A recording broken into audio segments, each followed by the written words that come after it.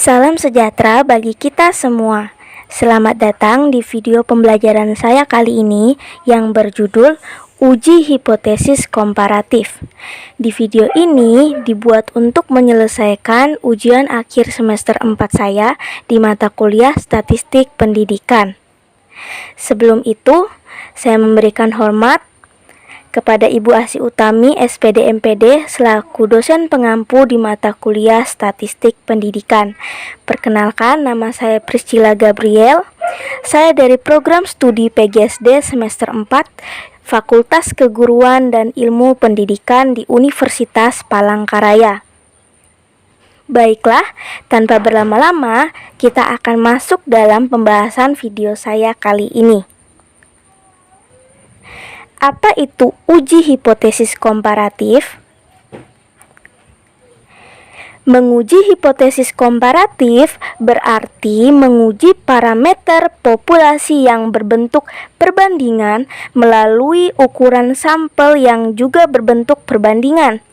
Hal ini juga dapat berarti menguji kemampuan generalisasi atau signifikansi hasil penelitian yang berupa perbandingan keadaan variabel dari dua sampel atau lebih. Lalu, apa tujuannya mempelajari uji hipotesis komparatif?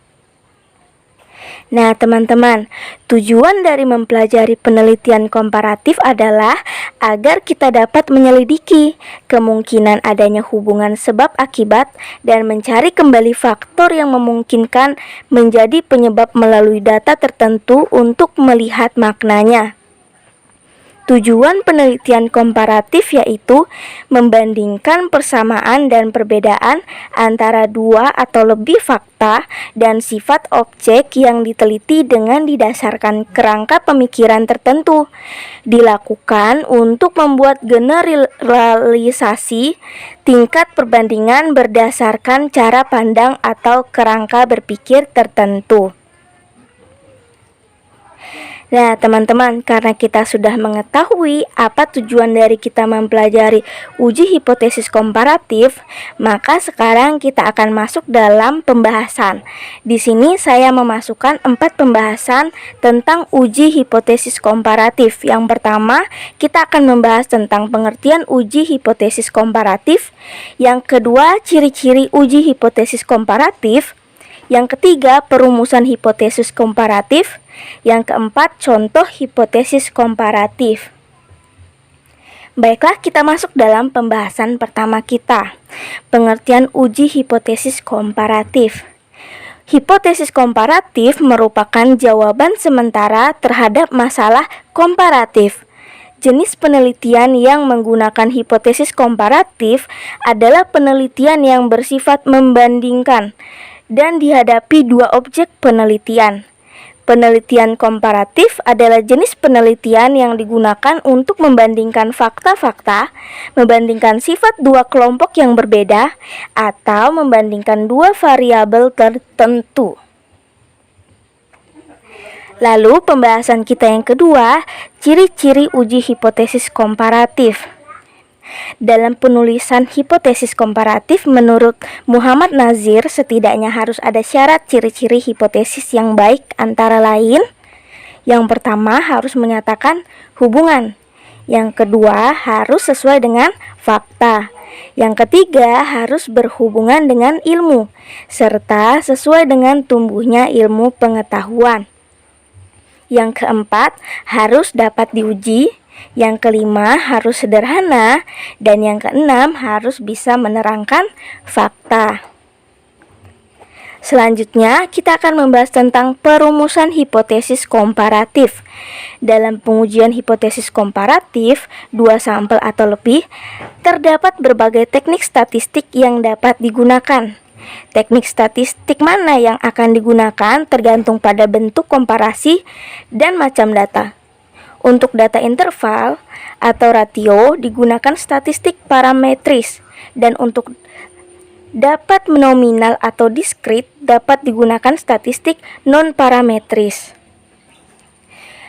Kita masuk dalam komparatif dua sampel. Pada bagian ini dikemukakan statistik yang dipergunakan untuk pengujian hipotesis komparatif dua sampel yang berkorelasi dan independen baik menggunakan statistik parametris maupun non-parametris. Terdapat 3 macam hipotesis komparatif dua sampel dan cara mana yang akan digunakan tergantung pada bunyi kalimat dalam merumuskan hipotesis. 3 macam pengujian itu adalah: yang pertama, uji dua pihak. Uji dua pihak bila rumusan hipotesis 0 dan alternatifnya berbunyi sebagai berikut. HO itu tidak terdapat perbedaan atau ada kesamaan produktivitas kerja antara pegawai yang mendapat kendaraan dinas dengan yang tidak. Lalu HA-nya terdapat perbedaan produktivitas kerja antara pegawai yang mendapat kendaraan dinas dengan yang tidak. Atau dapat ditulis dalam bentuk yang sudah saya jabarkan. Selanjutnya, uji pihak kiri. Uji pihak kiri digunakan apabila rumusan hipotesis 0 dan alternatifnya adalah sebagai berikut. HO, presentasi belajar mahasiswa SMA yang masuk sore hari lebih besar atau sama dengan yang masuk pagi hari. Lalu HA-nya, prestasi belajar siswa SMA yang masuk sore hari lebih rendah dari yang masuk pagi hari atau dapat ditulis dalam bentuk yang sudah saya jabarkan. Yang ketiga, uji pihak kanan. Uji pihak kanan digunakan bila rumusan hipotesis 0 dan alternatifnya berbunyi sebagai berikut. HO-nya, disiplin kerja pegawai swasta lebih kecil atau sama dengan pegawai negeri. HA-nya, disiplin kerja pegawai swasta lebih besar dari pegawai negeri atau dapat ditulis dalam bentuk yang sudah saya jabarkan. Nah teman-teman, daerah penerimaan HO dan HA untuk ketiga macam uji hipotesis tersebut seperti ditunjukkan pada gambar-gambar yang ada pada uji deskriptif atau satu sampel. Baiklah teman-teman, berikutnya kita akan masuk dalam pembahasan contoh hipotesis komparatif. Berikut adalah contoh hipotesis komparatif menggunakan sampel berkorelasi dengan cara tes statistik parametrik. Statistik parametrik yang digunakan untuk menguji hipotesis komparatif rata-rata dua sampel bila datanya berbentuk interval atau ratio adalah menggunakan t-test. Contoh, dilakukan penelitian untuk mengetahui ada tidaknya perbedaan produktivitas kerja pegawai sebelum dan sesudah diberi kendaraan dinas. Berdasarkan 25 sampel pegawai yang dipilih secara random, dapat diketahui bahwa produktivitas pegawai sebelum dan sesudah diberi kendaraan dinas adalah sebagai berikut. HO-nya, tidak terdapat perbedaan nilai produktivitas kerja pegawai antara sebelum dan setelah mendapatkan kendaraan dinas.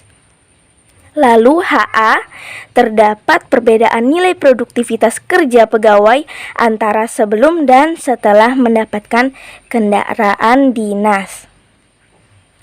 Nah, jadi di sini kita melihat ada tabel nilai produktivitas 25 karyawan sebelum dan sesudah diberi kendaraan dinas. Di sini kita bisa pahami dari tabel tersebut. Jadi dari data tersebut telah dapat dihitung rata-rata nilai produktivitas sebelum memakai kendaraan dinas. X1-nya adalah 74, simpangan bakunya S1 7,5 dan variansnya S12 sama dengan 56,25. Dan rata-rata nilai produktivitas setelah memakai kendaraan dinas X2-nya sama dengan 79,20. Simpangan bakunya atau S2-nya sama dengan 10,17 dan variansnya adalah S22 sama dengan 103,5. Nah, baiklah teman-teman, itulah materi yang bisa saya sampaikan tentang uji hipotesis komparatif. Dan di sini kita akan menyimpulkan bahwa Menguji hipotesis komparatif berarti menguji parameter populasi yang berbentuk perbandingan melalui ukuran sampel yang juga berbentuk perbandingan, di mana tujuan penelitian komparatif yaitu membandingkan persamaan dan perbedaan antara dua atau lebih fakta dan sifat objek yang diteliti dengan didasarkan kerangka pemikiran tertentu. Penelitian komparatif adalah jenis penelitian yang digunakan untuk membandingkan fakta-fakta, membandingkan sifat dua kelompok yang berbeda, atau membandingkan dua variabel tertentu yang memiliki ciri-ciri, yaitu harus menyatakan hubungan, harus sesuai dengan fakta, harus berhubungan dengan ilmu, serta sesuai dengan tumbuhnya ilmu pengetahuan, lalu harus dapat diuji, harus sederhana, dan harus bisa menerangkan fakta. Baiklah teman-teman sekalian, sekian video dari saya yang bisa saya sampaikan. Kurang lebihnya saya mohon maaf dan saya ucapkan terima kasih.